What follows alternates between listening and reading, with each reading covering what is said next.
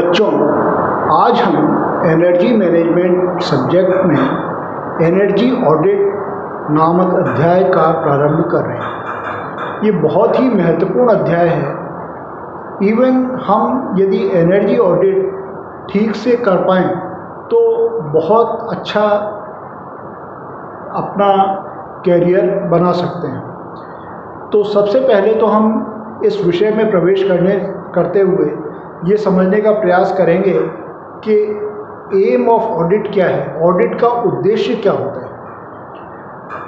तो ये जो टॉपिक है ये 3.1 टॉपिक है, एम ऑफ ऑडिट, यानी ऑडिट का उद्देश्य। तो ऊर्जा का निरंतर क्रमिक अध्ययन, यानी ऊर्जा किस प्रकार से किसी इंडस्ट्री में फ्लो हो रही है या प्लांट के अंदर ऊर्जा का उपयोग जो हो रहा है, कितना उपयोग हो रहा है, उसका विश्लेषण करना ही ऑडिट कहलाता है। मोटे तौर पे अगर हम इसको और विस्तार से समझने का प्रयास करें तो टोटल कितनी एनर्जी उसमें कंज्यूम हुई, क्या वो ठीक हुई या नहीं हुई, क्या उसमें कोई सुधार की गुंजाइश है, क्या हम ऊर्जा के स्रोतों में परिवर्तन कर सकते हैं, इन सब का एनालिसिस करना ही एनर्जी ऑडिट कहलाता है। इसी एक्ट, एनर्जी कंजर्वेशन एक्ट 2001 के अंतर्गत, जिसके अंतर्गत बहुत सारे कदम इसके उठाए गए, उसमें एनर्जी ऑडिटर्स की भी एनर्जी ऑडिटर के एग्ज़ाम का, सर्टिफिकेशन का भी उसमें प्रावधान था। उसमें एनर्जी ऑडिट को डिफ़ाइन किया गया है। उसके जो ईसी एक्ट है, एनर्जी कंजर्वेशन एक्ट 2001, उसके अनुसार वेरिफिकेशन, मॉनिटरिंग, पहले मैं इंग्लिश में पढ़ देता हूँ जिससे आप इसको इसी प्रकार से नोट कर लें, उसके बाद मैं इसको इसी परिभाषा को हिंदी में भी बता दूंगा। तो ये परिभाषा, ये एनर्जी कंजर्वेशन एक्ट 2001 के अंतर्गत दी गई है। Verification, monitoring and analysis of use of energy in studying summation of technical report containing recommendations for improving energy efficiency with cost benefit analysis and action plan to reduce energy consumption is called energy audit। अर्थात ऊर्जा के उपयोग का ऐसा ऊर्जा सत्यापन, निरीक्षण एवं विश्लेषण जिसमें ऊर्जा की खपत घटाने व ऊर्जा दक्षता को उन्नत करने के लाभ विश्लेषण सहित संस्तुति व कार्य योजना की तकनीकी रिपोर्ट का विवरण हो, इसे ऊर्जा अंकेक्षण कहते हैं। तो इसमें कुछ शब्द महत्वपूर्ण हैं, जैसे जो ऊर्जा का उपयोग है उसका सत्यापन करना है, आपको वेरीफाई करना है कि वास्तव में इसमें कितनी एनर्जी का यूज़ हो रहा है। एनर्जी किसी भी फॉर्म में हो, बिजली की फॉर्म में हो या पेट्रोल, डीजल, किसी भी फॉर्म में हो। सामान्यतया इंडस्ट्रीज़ में बिजली जो एनर्जी है वो 3-4 रूपों में ही उपयोग में आती है।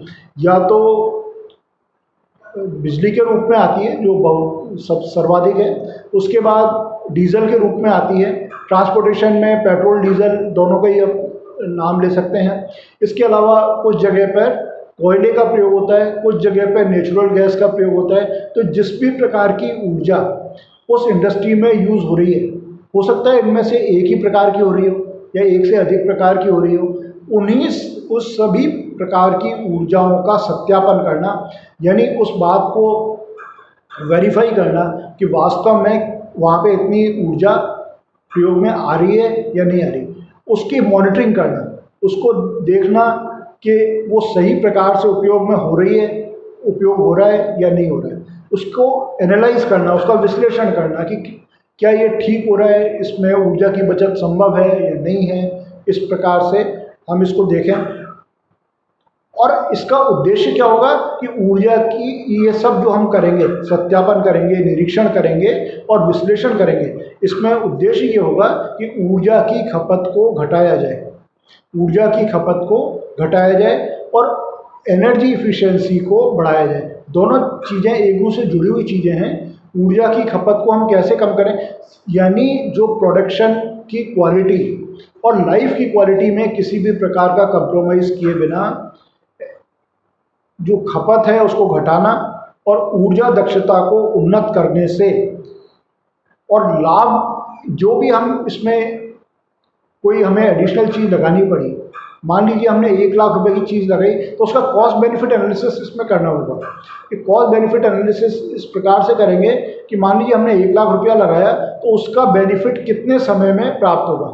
तो अगर मान लीजिए उसका बेनिफिट कम समय में ही प्राप्त हो जाता है तो ऐसी स्थिति में वो चीज़ यूज़फुल होगी। अगर नहीं होता है तो वो फिर उस चीज़ का प्रयोग लोग उत्साह के साथ नहीं करेंगे और वो चीज़ उपयोग में नहीं आएगी। तो कॉस्ट बेनिफिट एनालिसिस करना और उसकी रिकमेंडेशन करके उसका एक्शन प्लान बनाना। उसका एक्शन प्लान बनाएंगे कि भाई ये काम हम कितने कितने समय में किस किस तरीके से पूरे करेंगे, और इन सब की मिला के जो रिपोर्ट प्रस्तुत कर देते हैं, इन सब को ही एनर्जी ऑडिट कहते हैं। ये बहुत ही महत्वपूर्ण है। आजकल सभी बड़ी इंडस्ट्रीज़ में जो भी 100 किलोवाट से ज़्यादा का जिनकी कनेक्शन है उनको एनर्जी ऑडिट कराना ज़रूरी है एज़ पर ईसी एक्ट। और जो बड़ी इंडस्ट्रीज़ हैं वो एनर्जी ऑडिट कराती भी हैं, लेकिन अगर आपके लिए ज़रूरी ना भी हो तो भी एनर्जी ऑडिट कराने में लाभ ये है कि आपके एनर्जी के बिल्स सबसे पहले कम होना शुरू हो जाते हैं, क्योंकि एनर्जी की कॉस्ट लगातार बढ़ती जा रही है। तो एनर्जी के बिल्स जब कम हो जाएंगे तो हमारे इसके लिए लाभ पहले दिन से ही प्रारंभ हो जाएगा। यदि हम कोई भी प्रोडक्शन कर रहे हैं, किसी भी चीज़ का प्रोडक्शन हो रहा है, उसके मोटे तौर पे 3 कंपोनेंट्स होते हैं। एक तो रॉ मटेरियल होता है, उसको खरीदने का जो भी खर्चा हुआ वो हो गया। किसी भी चीज़ का, जैसे सीमेंट की इंडस्ट्री हो, लोहे की इंडस्ट्री हो, किसी भी प्रकार की इंडस्ट्री हो, उसका कुछ रॉ मटेरियल होगा। सर्विस इंडस्ट्री में रॉ मटेरियल नहीं होता, तो उसमें आप रॉ मटेरियल का खर्चा नील मान सकते हैं। उसमें कैपिटल कॉस्ट ज़्यादा एम्प्लॉयड होती है, लेकिन जो अगर कोई प्रोडक्शन बेस्ड इंडस्ट्री है तो उसमें रॉ मटेरियल होगा। उसके बाद उसमें कुछ लेबर चार्जेस होंगे, यानी उस काम को करने के लिए कुछ लोगों को एम्प्लॉय रखना पड़ेगा, और वो लोग कुछ काम करेंगे तो वो खर्चा दूसरा खर्चा होगा। और तीसरा खर्चा एनर्जी का खर्चा होगा। तो ये 3 प्रकार के खर्चे हुए, रॉ मटेरियल, फिर लेबर चार्जेस और फिर एनर्जी कॉस्ट। इसमें हम जो लेबर चार्जेस हैं उसमें हम जो स्टाफ रखा है उसकी सैलरी वगैरह को भी काउंट कर सकते हैं, वो इसी का पार्ट हो गया। जो भी हमने लोग रखे उसके लिए उनको जो भी उसमें पेमेंट करना पड़ रहा है वो सब इसी का हिस्सा हो गया। रॉ मटेरियल, जैसा मैंने बताया, प्रोडक्शन बेस्ड इंडस्ट्री में रॉ मटेरियल की ज़रूरत होती है। कोई सर्विस इंडस्ट्री है तो उसमें रॉ मटेरियल जो है नील हो जाएगा। इसमें सबसे आसानी से जो मैनेज की जाने वाली चीज़ है, रॉ मटेरियल की कॉस्ट हम कम नहीं कर सकते, क्योंकि रॉ मटेरियल की कॉस्ट डिपेंड करेगी कि मार्केट कंडीशन क्या है। हमें उसी मार्केट से ख़रीदना पड़ेगा जिस मार्केट से सभी लोग खरीद रहे हैं, हमारा कॉम्पिटिटर भी वहीं से खरीद रहे हैं। लेबर चार्जेस हम जो भी मार्केट रेट होगी उसी हिसाब से लोगों को पेमेंट उसमें करना पड़ेगा। तो उसमें भी बहुत ज़्यादा परिवर्तन कर पाना संभव नहीं है। लेकिन हम एनर्जी ऑडिट करें और एनर्जी कंजर्वेशन की ओर ध्यान दें तो हम एनर्जी की कॉस्ट को कम कर सकते हैं। तो जो 3 प्रकार के संसाधन हैं उसमें सबसे आसानी से मैनेज होने वाली चीज़ कॉस्ट ऑफ एनर्जी है।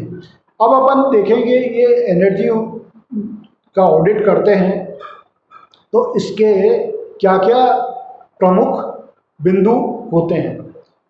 तो सबसे पहला तो ये है कि कोई भी क्रिया हम कर रहे हैं, कोई भी हम प्रोडक्ट बना रहे हैं, उस प्रोडक्ट में विशिष्ट ऊर्जा और ईंधन का उपयोग को समझना, यानी उसका स्पेसिफिक एनर्जी कंजम्पशन कितना है।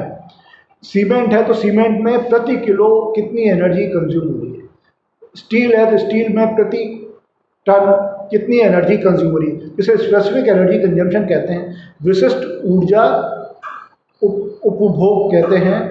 तो प्रत्येक क्रिया में हमें ये निकालना होगा कि हमारा स्पेसिफिक एनर्जी कंजम्पशन कितना है। ये ना सिर्फ पूरी इंडस्ट्री का निकाला जाएगा बल्कि हर सेक्शन का, हर एक्टिविटी का भी स्पेसिफिक एनर्जी कंजम्पशन निकालना पड़ेगा। तो एक काम तो इसमें ये हो गया। दूसरा ये है कि ऊर्जा के जो डिफरेंट सोर्सेज हैं उनकी लागत और उनकी मात्रा को पहचानना, यानी उनकी लागत कितनी है और उनकी मात्रा कितनी है उसकी पहचान करना, ये इसका दूसरा उद्देश्य है। विभिन्न स्तरों पर ऊर्जा खपत को पहचानना, यानी विभिन्न स्तरों पर अलग अलग सेक्शंस में कितनी कितनी एनर्जी कंज्यूम हो रही है उसको एनालाइज करना, उसको पहचानना, ये एनर्जी ऑडिट का पार्ट है। मैं ये आपको बता रहा हूँ कि एनर्जी ऑडिट हम करेंगे तो मोटे मोटे किन बिंदुओं को हम टच करेंगे। तो पहला तो मैंने आपको बताया था कि स्पेसिफिक एनर्जी कंजम्पशन, यानी प्रति टन या प्रति किलो कितनी एनर्जी उसमें यूज़ हो रही है उसको निकालना। दूसरा ये है कि एनर्जी की कॉस्ट और उसकी क्वांटिटी, कितनी कॉस्ट है। डिफरेंट टाइप की एनर्जी हो सकती है, पेट्रोल, डीजल, गैस कई रूप में हो सकती है, तो उसकी कॉस्ट कितनी है और उसकी क्वांटिटी कितनी है। तीसरा है एनर्जी, जो विभिन्न स्रोतों में ऊर्जा की खपत को नापना।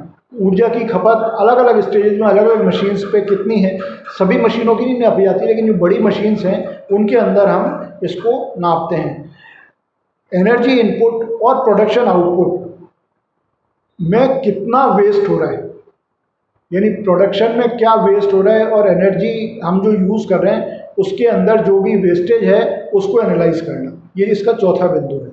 पांचवा बिंदु होता है किसी प्लांट में ऊर्जा की बचत, यानी एनर्जी को सेव करने वाले उपकरणों का प्रयोग कर एनर्जी को सेव करना। उदाहरण के लिए यदि हम सिर्फ पावर फैक्टर मेंटेन करें तो हम बहुत सारी एनर्जी को सेव कर सकते हैं।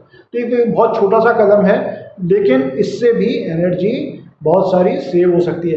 तो ऐसे ही बहुत सारे कदम हो सकते हैं जिनकी सहायता से ऐसे उपकरण लगाए जा सकते हैं जिससे कि ऊर्जा की बचत हो सके। उसके बाद इसमें इसी में एक बिंदु और है, सह उत्पादन। ये सह उत्पादन होता है को जनरेशन। को जनरेशन यानी हम अगर मान लीजिए कोई ऐसी इंडस्ट्री है, कोई सामान्य प्रोसेस इंडस्ट्री में इस तरह का होता है कि वहाँ पे स्टीम की भी ज़रूरत है, भाप की भी ज़रूरत है और बिजली की भी ज़रूरत है। तो हम सबसे पहले स्टीम का जनरेशन करते हैं, वो जो भी हम उससे पहले बिजली बना लेते हैं। बिजली बनाने के बाद जो उसका फ्लू गैसेज होती हैं, उसका जो आउटपुट होता है उसको हम उस प्रोसेस में यूज़ कर लेते हैं, क्योंकि प्रोसेस में इतने ज़्यादा प्रेशर और टेम्परेचर की ज़रूरत नहीं होगी। तो ऐसी स्थिति में पहले हम उससे बिजली बना लेंगे, फिर उसी भाप का प्रयोग उस प्रोसेस इंडस्ट्री में कर लेंगे। चाहे फूड प्रोसेसिंग की हो, कपड़े की प्रोसेसिंग की हो, बहुत सारी प्रोसेस इंडस्ट्री में स्टीम डायरेक्टली उपयोग होती है। तो ऐसी जगह पे को जनरेशन का प्रयोग करते हैं। को जनरेशन यानी भाप तो एक बार ही बनाई, लेकिन उससे हमारे दो काम हो गए, बिजली भी बन गई और प्रोसेस में भी लाभ मिल गया। उसी तरह से रिन्यूएबल एनर्जी सोर्सेज का प्रयोग करें तो उसमें सिर्फ इनिशियल कॉस्ट ही आती है, बाद में किसी भी प्रकार की कीमत नहीं आती। तो उसका प्रयोग करके भी हम एनर्जी को सेव कर सकते हैं। तो इस तरह के नवीकरण सोर्सेज को रिकमेंड करके और उनको क्रियान्वित करके उसके संभावित उपयोग को पहचानने का प्रयास करते हैं कि क्या वो हमारे उपयोग में आ सकता है या नहीं आ सकता। मान लीजिए कोई इंडस्ट्री दिन में चलती है तो दिन में सोलर एनर्जी का प्रयोग करके हम काफ़ी एनर्जी को सेव कर सकते हैं। इसमें कोई एक्स्ट्रा कॉस्ट नहीं आएगी, इसमें जो इनिशियल कॉस्ट एक बार लग गई सिर्फ वही कॉस्ट होगी।